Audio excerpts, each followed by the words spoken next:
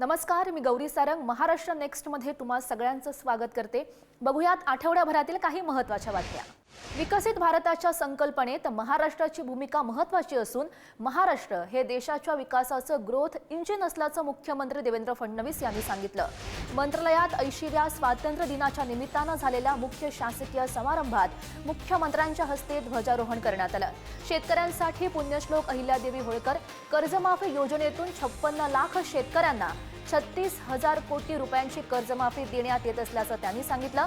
सध्या 76% शेतकऱ्यांना दिवसा वीज मिळत असून पुढच्या वर्षभरात 100% शेतकऱ्यांना दिवसा वीज देण्याचा संकल्प असल्याचं मुख्यमंत्र्यांनी स्पष्ट केलं। आपल्या शासनाने शेतकऱ्यांकरता पुण्यश्लोक अहिल्यादेवी होळकर कर्जमाफी योजना आणली। 56 लाख शेतकऱ्यांना 36,000 कोटी रुपयाची कर्जमाफीची योजना आपण देतो। शेतकऱ्यांना दिवसा वीज देण्याचं आपण स्वप्न बघितलं होतं। 76% शेतकऱ्यांना आता आपण दिवसा वीज देतो आणि पुढच्या वर्षभरामध्ये 100% शेतकऱ्यांना दिवसाची वीज हा देण्याचा आपला संकल्प आपण पूर्ण करणार आहोत। राज्य सरकारने केलेल्या कर्जमाफीमुळे शेतकऱ्यांमध्ये आनंदाचं वातावरण आहे। राज्य सरकारने पुण्यश्लोक अहिल्यादेवी होळकर शेतकरी कर्जमाफी योजना जाहीर केल्यानंतर पहिल्या टप्प्यात 6,22,000 शेतकऱ्यांच्या खात्यावर रक्कम जमा झाली। कर्ज माफ झाल्यानं या शेतकऱ्यांनी समाधान व्यक्त केलंय।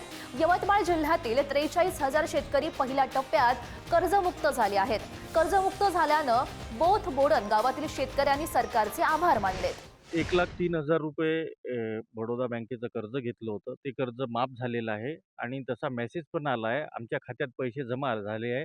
येत्या 2-3 दिवसात आम्हाला पीक कर्जाचं नवीन वाटप आमच्या बँकेकडून मिळणार आहे। 2 लाख रुपये कर्ज होतं, माफ झालेलं आहे।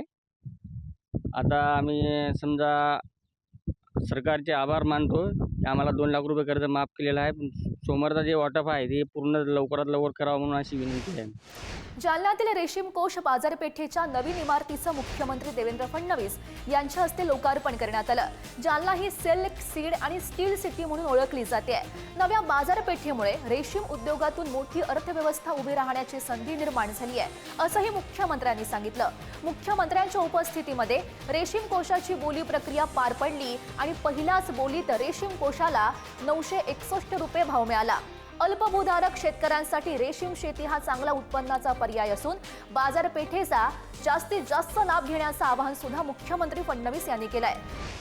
मुंबईच्या पायाभूत सुविधांना नवी गती देत MMRDAच्या विविध महत्त्वाकांक्षी प्रकल्पांचं लोकार्पण आणि उद्घाटन करण्यात आलं।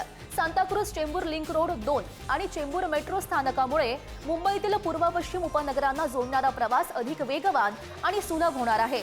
ठाणे बोरिवली दुहेरी बोगदा प्रकल्पातील अर्जुना TBMचं लॉन्चिंग झाल्यानं देशातील सर्वात लांब आणि खोल शहरी रस्ते बोगद्याच्या कामाला गती मिळणार आहे।